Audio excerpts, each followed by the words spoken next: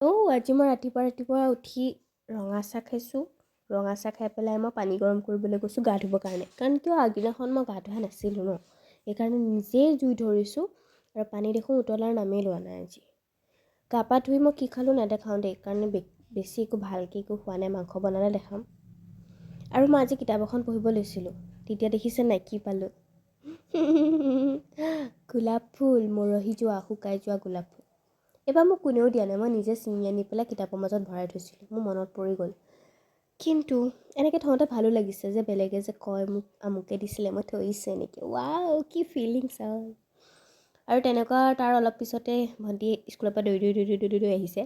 আহি পেলাই কৈছে যে মই আৰ্টত ফাৰ্ষ্ট হ'লোঁ আৰ্ট কম্পিটিশ্যনত। মই কৈছোঁ চাওঁ কি দিলে, এইবিলাক দিছে দেখাই আছে আৰু এটা এটাকৈ। মই কৈছোঁ বাহ, তহঁতক দেখোন বহুত ভাল ভাল বস্তু দিলে।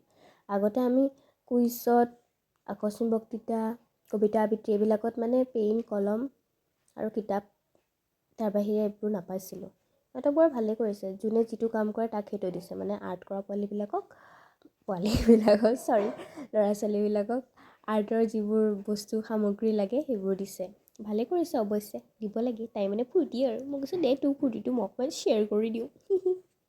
কিতাপখন পঢ়িব লৈছিলোঁহে মই টোপনি গ'লোঁ। এনেকুৱা লাগিছে কিতাপখন এনেই দেখুৱালোঁ নেকি, মই পঢ়াটো নহ'লেই একো ভালকৈ, এটা পেজহে হ'ল। আৰু উঠি পেলাই কিবা এটা খাওঁ বুলি ভগৱানক প্ৰাৰ্থনা কৰি আছিলোঁ, তেতিয়াই মায়ে আনিলে এইবিলাক বস্তু। মই ফোন কৰিয়ে অনাইছোঁ, নহ'লে নানিলে হয়। আগতে কি কৰে, গাড়ীখন নৰখিলে ঘৰলৈকে আহিলে বুলি গুচি আহে। তাৰপিছত মই একাপ আকৌ ৰঙা চাহ খালোঁ। আজি গাখীৰ নাই আৰু ৰুটি ভাজি আনিলে আইতাই খাম আৰু।